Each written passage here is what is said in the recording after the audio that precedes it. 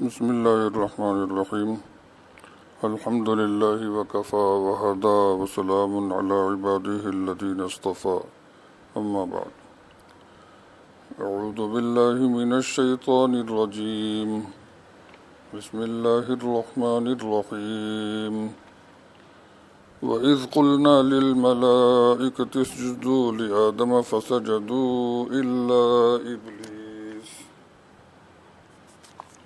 أَبَى وَاسْتَكْبَرَ وَكَانَ مِنَ الْكَافِرِينَ صدق اللہ العلی العظیم۔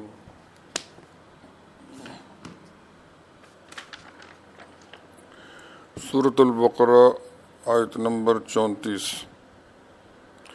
اور جس وقت کہا ہم نے، وَإِذْ قُلْنَا، اور جس وقت کہا ہم نے، لِلْمَلَائِكَةِ، فرشتوں کو، اسجدوا، سجدہ کرو، لِآدَمَ، آدم علیہ السلام کو، فسجدوا، پس سب نے سجدہ کیا، الا ابلیس، سوائے ابلیس کے، ابا، اس نے انکار کر دیا، واستکبر، وہ تکبر میں آ گیا، اس نے خود کو بڑا سمجھا، وکان من الکافرین، اور ہو گیا انکار کرنے والوں میں سے، کفر کرنے والوں میں سے۔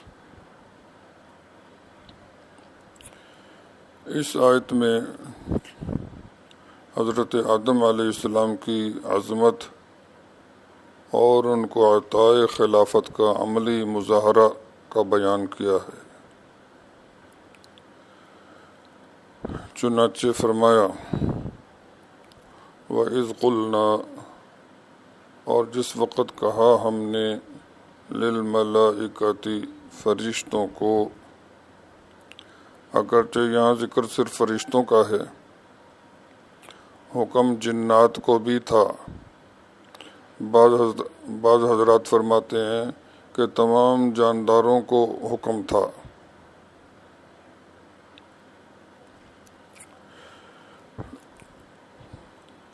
اسجدو، کہ سجدہ کرو، لآدم، آدم علیہ السلام کو۔ مفسرین فرماتے ہیں کہ یہ سجدہ در حقیقت اللہ تعالیٰ کو تھا۔ حضرت آدم علیہ السلام کی حیثیت قبلہ کی تھی، اور بعض حضرات کے نزدیک سجدہ حضرت آدم کو ہی تھا، لیکن یہ تعظیمی سجدہ تھا، اور عبادت یہ بھی اللہ پاک کی تھی، کیونکہ ان کے حکم کی تعمیل تھی۔ تعظیمی سجدہ پہلی شریعتوں میں بھی جائز رہا ہے، جیسے حضرت یوسف علیہ السلام کو سجدہ کیا گیا، لیکن ہمارے آقا صلی اللہ علیہ وسلم کی شریعت میں اللہ کے سوا کسی اور کو تعظیمی سجدہ منع ہو گیا ہے، تاکہ شرک کا شائبہ تک ختم ہو جائے۔ رسول کریم صلی اللہ علیہ وسلم نے فرمایا کہ اگر اللہ کے سوا کسی اور کو سجدہ جائز ہوتا تو میں اپنی امت کی عورتوں کو حکم دیتا کہ اپنے شوہروں کو سجدہ کیا کریں۔ یہ تعظیمی سجدہ یہ علامت تسخیر بھی تھا، گویا سب کو حکم دیا گیا، فرشتوں کو، جنات کو اور دوسروں کو، کہ انسان کے لیے مسخر ہو جائیں، یعنی انسان جو کرنا چاہے، جس کا دائرہ عمل اس کام سے متعلق ہے، وہ اپنے دائرہ عمل کی حد تک اس کا ساتھ دے۔ ممکن ہے صرف مسخر ہو جانے ہی کو سجدہ کہا گیا ہو،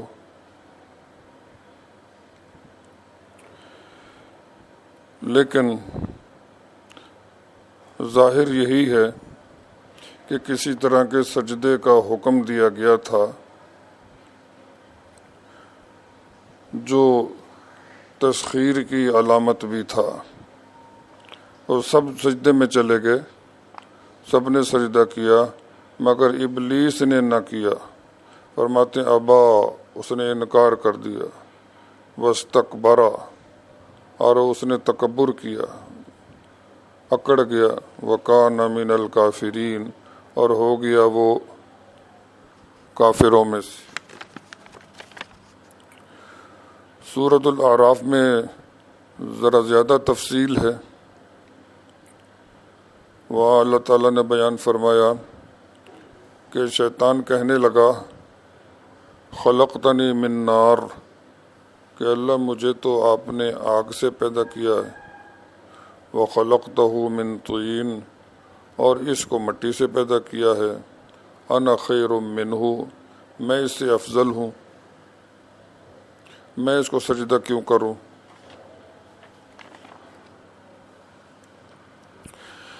تو کسی انسان سے جب کوئی غلطی ہو جاتی ہے، کوئی گناہ ہو جاتا ہے، تو وہ نام شیطان کا لگاتا ہے کہ اس نے خراب کیا۔ اب سوال یہ ہے کہ خود شیطان کو کس نے خراب کیا؟ تو کہتے ہیں کہ اس کے اپنے نفس نے اس کو خراب کیا۔ یہ نفس اندر کا شیطان ہے، اور یہ شیطان کا بھی شیطان ہے، اور یہ ہم سب کے اندر موجود ہے۔ اس کی چالوں کو سمجھنا اور ان سے بچنے کا فکر کرنا سخت ضروری ہے۔ یہاں اللہ تعالیٰ نے یہ بھی سمجھایا ہے کہ ابلیس اللہ تعالیٰ کی نافرمانی کر کے کہاں سے کہاں پہنچ گیا اور کیا سے کیا بن گیا،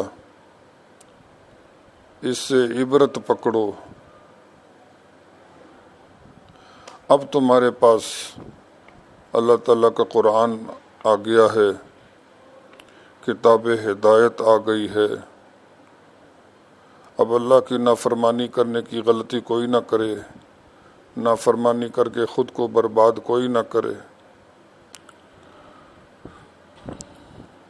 اللہ تعالیٰ ہم سب پہ رحمت فرمائے، اللہ تعالیٰ ہماری حفاظت فرمائے اور ہمیں نیک توفیق عطا فرمائے۔